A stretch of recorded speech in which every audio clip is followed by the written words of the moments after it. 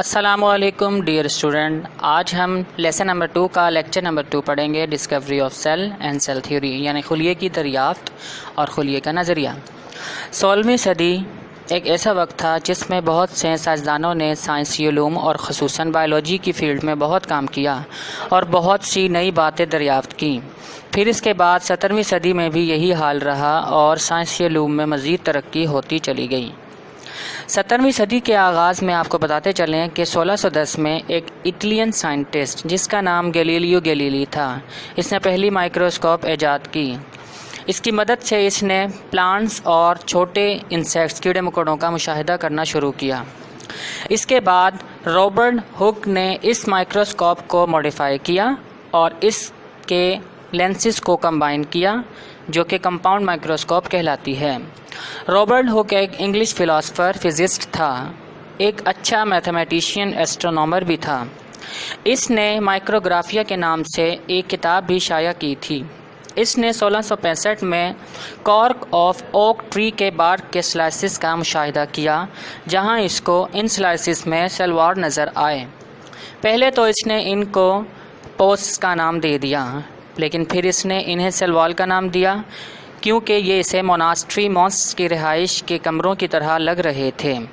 اس کے بعد اس نے یہ دعویٰ کیا کہ یہ ہو بہو شہد کی مکھیوں کے چھتے کے جال کی طرح نظر آ رہے ہیں، اور یہی سیل وال اسے پہلے ووڈ اور پلانٹس میں بھی نظر آئے تھے۔ رابرٹ ہک ہی وہ پہلا سائنسدان تھا جس نے کارک اوک ٹری کے بارک سلائسز کو اپنی کمپاؤنڈ مائکروسکوپ میں مشاہدہ کیا اور 1665 میں سیل کو دریافت بھی کر لیا۔ اس کے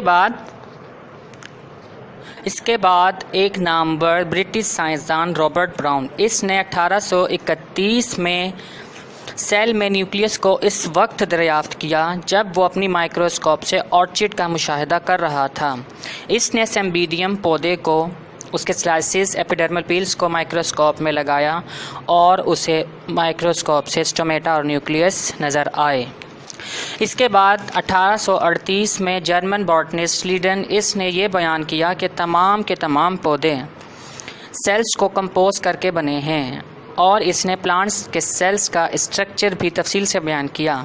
اگلے سال ہی اس کے بعد 1839 میں ایک جرمن زولوجسٹ جس کا نام تھیوڈر شاون تھا، اس نے یہ بیان دیا کہ تمام اینیملز سیلز کو کمپوز کر کے بنے ہیں۔ جبکہ یہ اینیمل سیلز کا مشاہدہ کر رہا تھا تو اس نے دیکھا کہ اینیمل سیل میں سیل وال نہیں ہے۔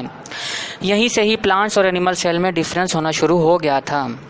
اس کے بعد 1858 میں رڈولف ورچو، ایک سائنسدان، جس نے یہ بیان دیا کہ تمام نئے سیلز پہلے سے موجودہ سیلز سے پیدا ہوتے ہیں۔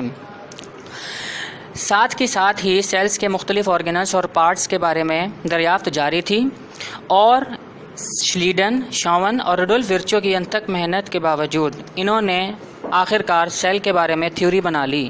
سیل تھیوری انہوں نے جو پیش کی، سیل کا نظریہ، اس کے 3 اہم مقاصد پوائنٹس تھے، جو کہ یہاں پہ آپ کو نظر آئیں گے سلائیڈ میں، وہ میں آپ کو پڑھ کر بتاتا ہوں۔ پہلا پوائنٹ یہ تھا، cell is the basic structural unit of every living organism, cell is the basic unit of life. دوسرا مین پوائنٹ تھا کہ all living organisms are made up of cells. Some are unicellular and some are multicellular. And the last point is new cells are formed from pre-existing cells.